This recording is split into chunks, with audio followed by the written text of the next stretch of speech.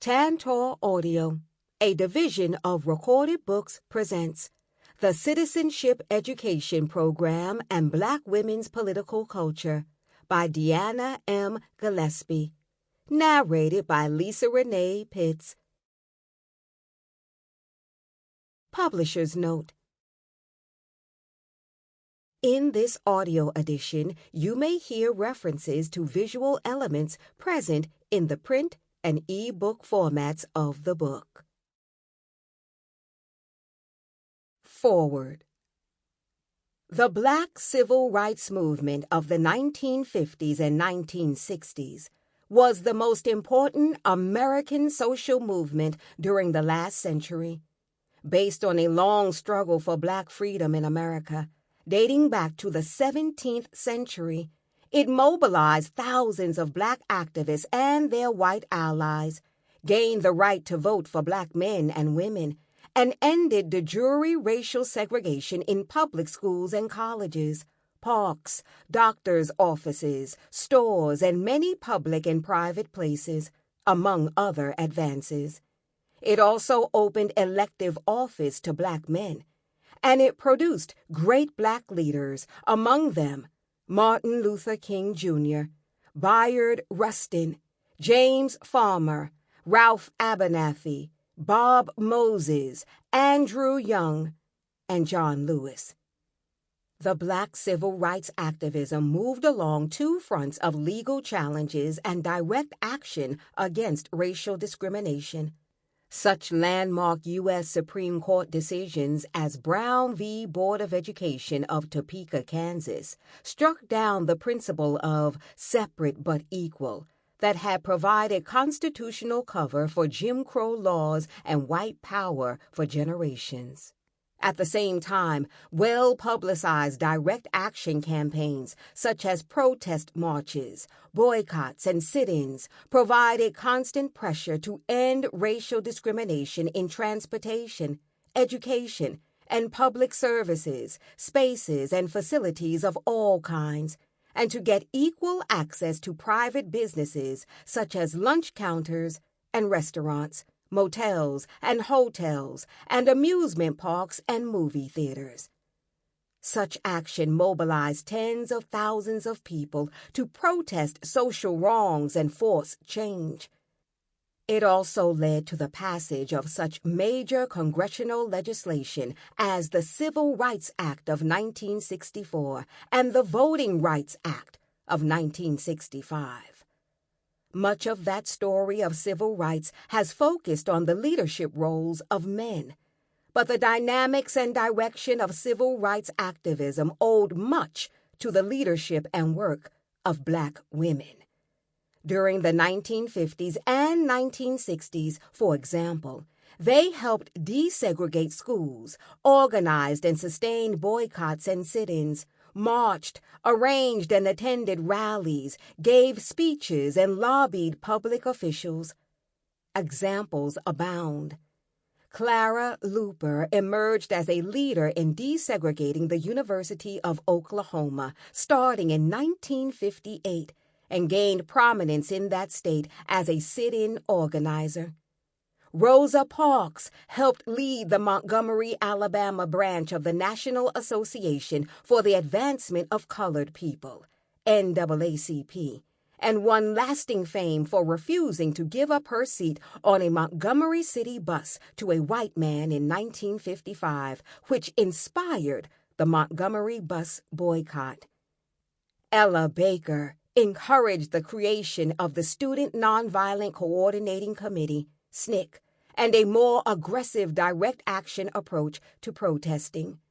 Fannie Lou Hamer became a leading civil rights orator who organized Mississippi's Freedom Summer and led voter registration efforts, and there were many others. In her cogent study, The Citizenship Education Program and Black Women's Political Culture, Deanna Gillespie brings to the fore the many Black women involved in citizenship education and voter mobilization across the South. In doing so, She demonstrates that the civil rights movement went well beyond the mass demonstrations, speeches, and legislation that garnered so much public attention in newspapers and on newscasts. In regard to citizenship education, it involved women as local organizers and leaders in an effort throughout the South to gain the right to vote for African Americans. Doing so, Gillespie argues, was subversive work in the Jim Crow South.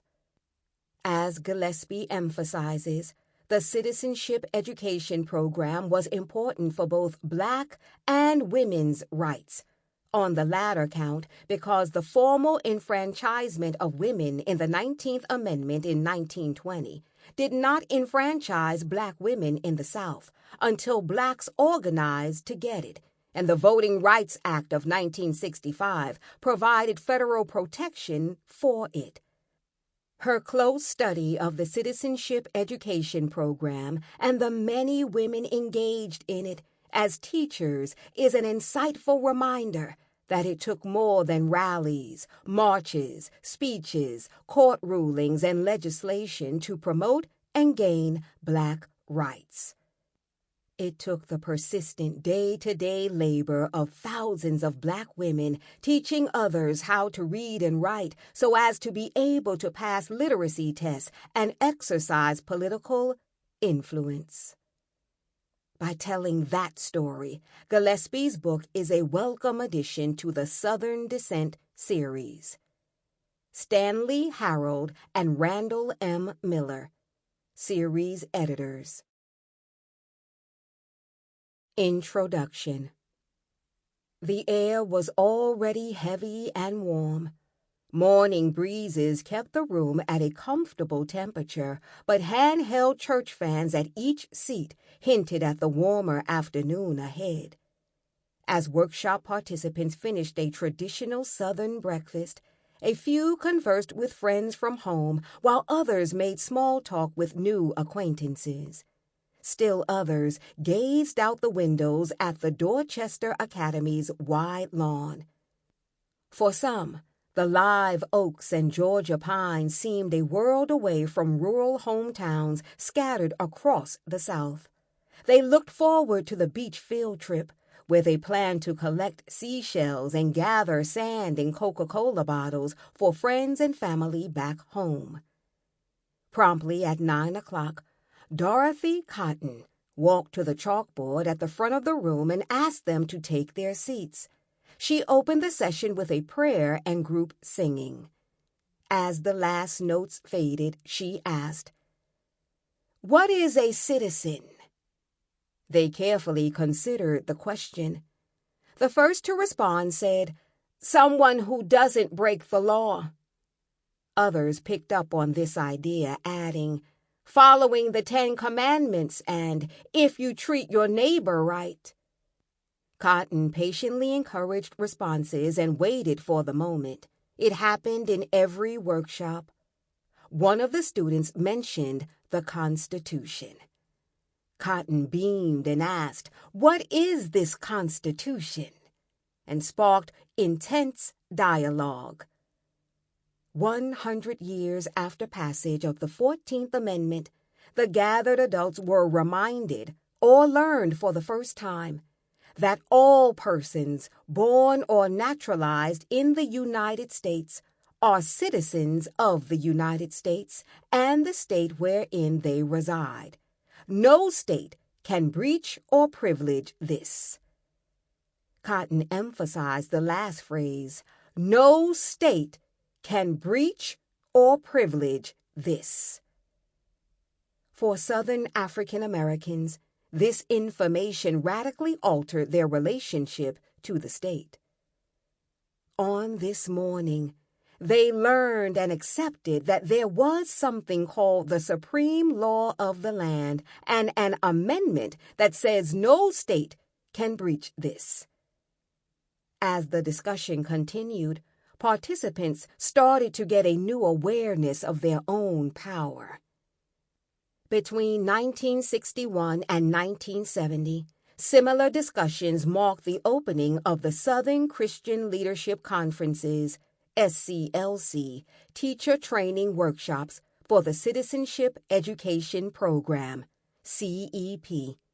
From its origins on the South Carolina coast in 1957, the CEP spread to every southern state by 1969. Gathering in churches, living rooms, beauty shops, and community centers, citizenship school teachers, mostly Black women, taught friends and neighbors to read and write. This was subversive work in the Jim Crow South because reading, writing, and calculating was empowering. Literate Black men and women gathered their own information, figured fair compensation for a hard day's work, and registered formal complaints, and they walked up courthouse steps, faced white courthouse clerks, and took literacy tests for voter registration. In the segregated South, teaching literacy for political action could crack the foundation of white supremacy. Citizenship school teachers were well aware of this potential and nurtured the individual transformations that sowed seeds for collective action. CEP students practiced ABCs in lessons designed to spark discussion about the very meaning of citizenship, blending traditions of participatory democracy and a deeply rooted gendered political culture. CEP students and teachers enacted a citizenship that was more than an abstract status conferred by the state. First class citizens acted in service to self, family, community, and nation. CEP classes became gathering spaces where local people discussed, organized, and demanded change. From these makeshift classrooms, they contributed to the groundswell for social justice. This book tells the citizenship school teachers' story. These women are not new to the civil rights narrative. In photographs of mass meetings, they are there, singing, praying, and giving hard-earned money to support the cause. When organizers recall direct action campaigns, these women are there, marching, cooking, brewing pot after pot of strong coffee, and opening their homes to field staff and volunteers. In news reports about violence that kept pace with nonviolent action, these women are there as well, mourning the dead, comforting the injured, and nursing their own wounds. There was a tide that binds, and for many Southern African American women, that tie was the Citizenship Education Program. Like the contrast dial on an old television, this book brings their work into sharp focus. This is not the first study to reveal CEP teachers at work. The program originated through a partnership between local leaders on the South Carolina coast and the Highlander Folk School. In 1961, the SCLC assumed administrative responsibility for the newly renamed Citizenship Education Program. As a result, the program has been incorporated into studies of these supporting institutions. Memoirs by civil rights organizers document CEP teachers' leadership and participation in local campaigns. Recent trends in civil rights historiography shed further light on the citizenship schools. Beginning in the 1990s, historians shifted the spotlight from charismatic male leaders to broaden perspective on the civil rights movement, directly challenging gendered characterizations of women as supporters and followers. Within this scholarship, Catherine Mellon Sharon's biography of CEP founder Septima Clark provides the most comprehensive assessment of citizenship school teachers' reach and impact. At the same time, local histories reframed a top-down narrative that privileged civil rights organizations and the federal government. These historians advanced not one mass movement, but a framework of civil rights movements where collective momentum from a web of local struggles generated the groundswell for political, social, and economic reform. These studies often captured CEP teachers' leadership and activism before the movement arrived and after a local campaign ended. The CEP's emphasis on literacy as a strategy for social change has drawn attention from education scholars. In this field, David Levine's work represents the most comprehensive study of the program's blend of literacy education and political empowerment. Across the South, local women integrated CEP teaching into ongoing community service, which helps explain why this region-wide mass mobilization remained largely hidden from view. Everyone and no one knew about CEP classes, which creates a problem when trying to piece the puzzle together because, as historian T.E. Morris wrote about Mississippi's Woman Power Unlimited, this is simply what Black women did, without fanfare or expecting praise. Much of this community work went undocumented. However, in the CEP, teachers submitted attendance reports to receive monthly stipends. These reports, along with teachers' correspondence and surveys, were transferred to the King Center and Emory University. Thus, the CEP offers a rare opportunity to render the invisible visible. Still, there are gaps. CEP reports document extensive activity in South Carolina, but local teachers' attendance records and correspondence are missing in archival collections. Attendance records, surveys, and program reports from late 1965 to early 1969 are scant compared to previous years. Existing records tell incomplete stories because teachers who wrote lengthy narratives were the exception. The majority recorded brief comments in limited space provided on CEP forms. Oral history interviewing filled in some gaps, and a few former teachers graciously shared their stories. I found details about others in secondary sources, oral history collections, and local newspapers. U.S. Census and vital records and newspaper articles shed further light.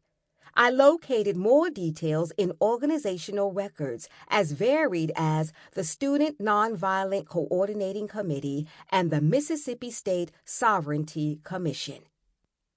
The Citizenship Education Program and Black Women's Political Culture assembles these fragments to reveal an expansive story of Black women's grassroots activism, adding to scholarship that reframes a standard narrative of the civil rights movement.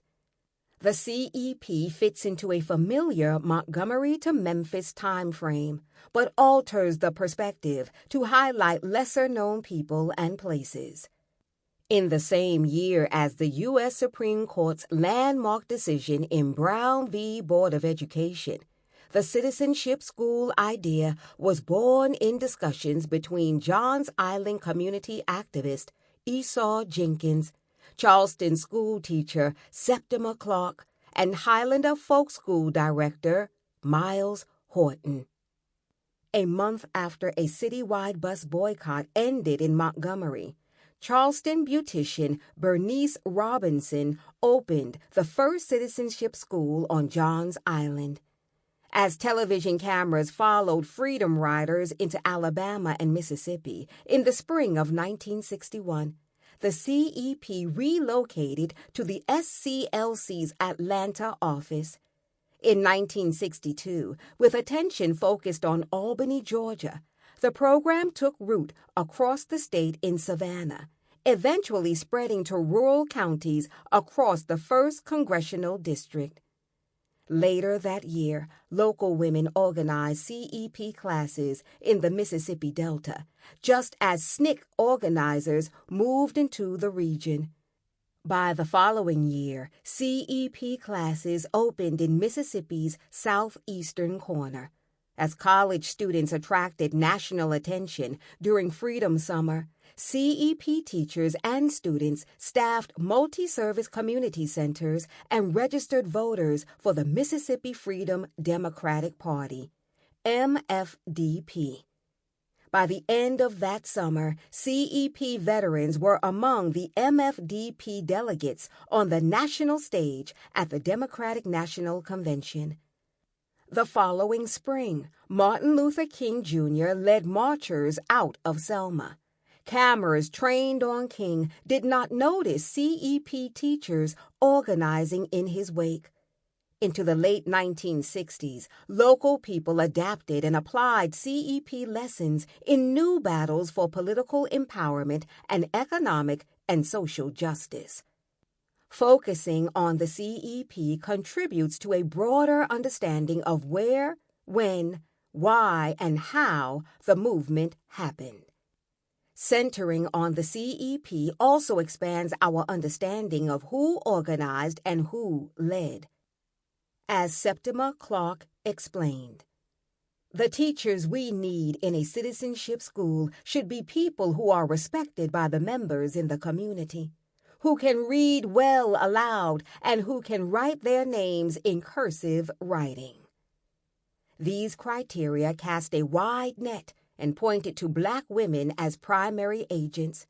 When Southern state legislatures passed segregation laws in the late 19th century, teaching remained one of the few professions open to Black women. Within separate school systems designed to reinforce racial inferiority and second-class citizenship, Black teachers told and retold stories of resistance and achievement. The CEP drew on this role and these traditions. CEP teachers differed in age, experience, education, social class background, and occupation. However, teaching was familiar work, rooted in a gendered political culture nurtured over generations. Across the South, school teachers came out of retirement to organize CEP classes, while the program attracted teachers forced out of public schools in post-Brown purges. Beauticians mobilized community networks and opened classes in independently owned businesses. Association with the SCLC brought the program into Black churches and tapped into church women's networks. Recent high school graduates, inspired by young people sitting at lunch counters, organized CEP classes. Still, others had simply grown sick and tired of being sick and tired. The CEP welcomed this diverse group, mobilizing leaders and community networks in support of the broader movement. The flexible criteria for teachers, coupled with a structured workbook, supporting materials, and schedule, provided a blueprint that was transferred from one community to the next. The CEP always operated on two levels, institutional and local. The Citizenship Education Program and Black women's political culture intertwines these narratives. Program administrators, first at Highlander and later at the SCLC, set policies, designed and led training workshops, recruited local teachers, crafted materials, and managed finances. CEP expansion within a rapidly changing landscape required ongoing revision and refinement, a process also taking place at the local level as CEP teachers and their students adapted and interpreted program lessons. Using a case study approach, the Citizenship Education Program and Black women's political culture examines groundwork in areas with concentrated CEP activity, as well as the dynamic interactions between local people and organizations. Time and place mattered because communities and states crafted the narratives of slavery, Reconstruction, redemption, and Jim Crow segregation in different ways. CEP classes fit into local histories that teachers had helped and were helping to shape. In addition, The movement arrived at different times and in different ways, so that in some places, CEP classes provided the impetus for local action, while in others, CEP teachers sustained and intensified momentum from local campaigns. Their work centered on common goals: improving literacy, increasing Black voter registration, and mobilizing friends and neighbors. How they went about this work depended on local context. The program name serves as analytical threads woven throughout the book. The first thread is citizenship. In CEP classes, teachers and students claimed and enacted first-class citizenship, broadly defined. Local classes prepared Southern Black people to confront political systems hardened through decades of rigid enforcement. Since the late 19th century, the federal government consistently deferred suffrage questions to states, lending tacit support for complex voter registration laws. In Southern states, poll taxes, literacy tests, grandfather clauses, and frequent registration renewal functioned as designed. Punctuated with extra-legal violence and harassment, laws effectively purged Black voters and blocked registration into the 20th century. African Americans won an important victory in 1944 with the U.S. Supreme Court's decision in Smith v. Allwright to end all white state primaries. In the late 1950s, the CEP tapped into a groundswell, pushing to remove remaining obstacles to Black voter registration. In classes, teachers reinforced a Reconstruction-era understanding of suffrage as a collective, not an individual possession. First-class citizenship, like freedom in the post-Civil War South, would accrue to each, individually only when it was acquired by all of them collectively. Registration and casting a ballot were important markers of first-class citizenship, but CEP lessons extended beyond voter registration. By the end of a 3-month course, students gained an all-around education in community development. According to program lessons, first-class citizens practiced nonviolence, paid taxes, and were safe drivers. They had first-rate handwriting, were polite, and demonstrated good manners. CEP teachers were expected to teach and model these behaviors. The CEP spread across the South, in part because the program echoed racial uplift ideas of the early 20th century. Couched in an ideology of bourgeois respectability, the CEP posited that African Americans became first-class citizens through education, behavior, and presentation. Each individual reflected on the entire community, and it took all to counter racist stereotypes that underpinned segregation. The CEP mobilized several thousand people who agreed with the underlying argument. Direct action campaigns are a significant part of civil rights history, and rightfully so. The CEP was a different strategy that mobilized a different group of people. Although some teachers and students participated in sit-ins, picket lines, and marches, situating CEP classes in the center of the narrative shifts our view into private spaces where seemingly more moderate leaders tapped into older ideology to mobilize communities. Approached another way, this seemingly moderate approach proposed a radical redefinition of citizenship. Citizenship was not simply a performance for white approval. Citizenship was active and collective, and CEP lessons empowered African Americans to claim all that had been long denied and to remove markers of inferiority imposed through racial segregation. collective action fundamentally shifted the power that maintained white supremacy. When local people mastered first-rate handwriting, they replaced... Sample complete. Ready to continue?